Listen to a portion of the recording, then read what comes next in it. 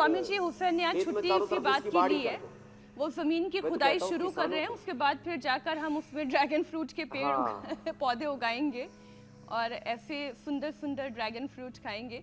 लेकिन स्वामी जी एक विषय और ले लेते हैं। हम एनीमिया की इसलिए बहुत ज़्यादा बात कर रहे हैं क्योंकि चाहे वो डेंगू हो, चिकनगुनिया हो, मलेरिया हो, इन सब में एक चीज़ हा कितना सुंदर है ये फल तो बहुत ही सुंदर दिखाई दे रहा है, इसका रंग भी कमाल का है। मैं विषय पर आती हूँ स्वामी जी। तो इन तीनों ही बीमारियों में होता क्या है, सबसे तेजी से तो प्लेटलेट गिरते हैं, खून की कमी होती है और बीमारी ठीक हो जाने के बाद भी शरीर में हीमोग्लोबिन कम रह जाता है। तो स्वामी जी आप अक्सर गेहूं के ज्वारे की बात करते हैं, क्या ये खून बढ़ाने में कारगर है?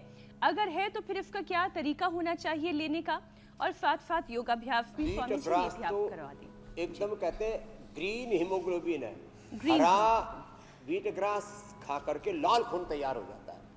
जैसे हरी घास खा करके गाय भैंस सफेद दूध बना देती है, ऐसे ही हरा व्हीट ग्रास खा करके लाल खून तैयार हो जाता है, एकदम स्वस्थ हेल्दी खून तैयार हो जाता है। फिर और ही ज्यादा कमजोर हो हीमोग्लोबिन, हमारा तो 17.5, पूज्य आचार्य जी का तो 18 पहुंच गया पहली बार, उस दिन रक्तदान किया 4 अगस्त को, तो पता लगा।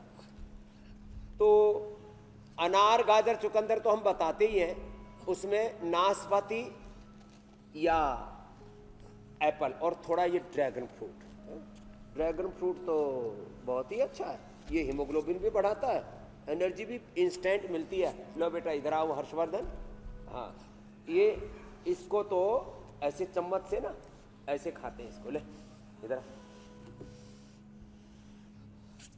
हाँ अब ऐसे खा ले चम्मच से दो, अभी रेडीमेड हो जाता, चम्मच से खाओ पूरा अंदर तक निकल जाता, और खाते खाते जीभ थोड़ी होठ पर भी घुमा लो तो नेचुरल लिपस्टिक लग जाती है।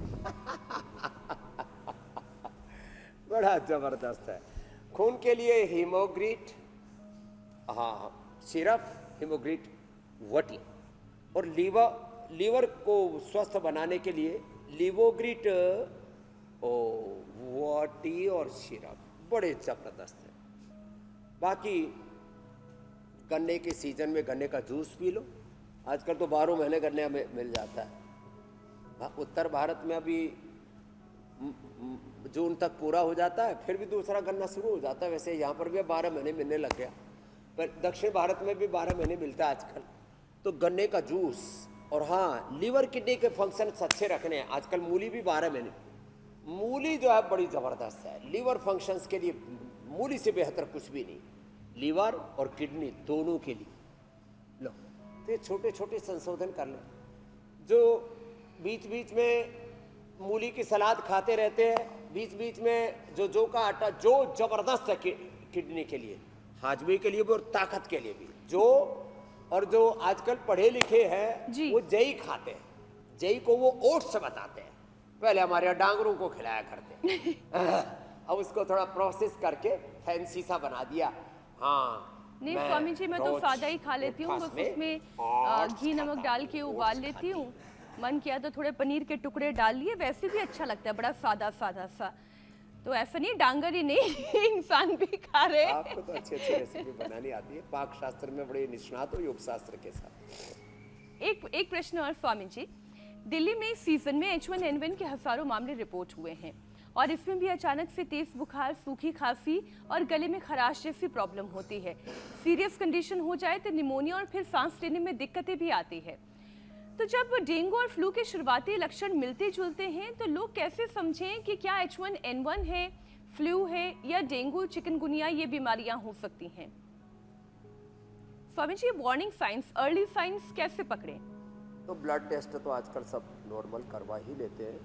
सामान्य रूप से मैं बता देता हूँ, जैसे मैंने कहा डेंगू सबके घरों में होना चाहिए डेंगू के लिए, फीवोग्रेट सबके घर में होना चाहिए फीवर के लिए, मलेरिया है तो फिर महासुदर्शन घनवटी सबके घरों में होनी चाहिए। और फिर ये सामान्य रूप से सर्दी जुकाम हो जाता है ना, बढ़िया है ना ये लो, ये ब्रोनकोम 1-2 गोली मुंह में डालो, ब्रोनकोम और कंठामृत, ये तो भाई हर समय अपने घर में रखो, अपने पास भी रखो, कभी भी एंकरिंग करते समय भी ज़रूरत पड़ जाए, खांसी सी उठ जाए, अचानक से कोई हवा का झोंका सा आता है, पता लगा नाक बहने लग गया, पता लगा गले में खराश सी हो गई, खांस भी नहीं पा रहे, तो ये ब्रोनकोम और कंठामृत हर घर में रखो। पतंजलि बाम, और ये सूंघने के लिए ये लो, पतंजलि बाम भी, ये भी, और ये सूंघने के लिए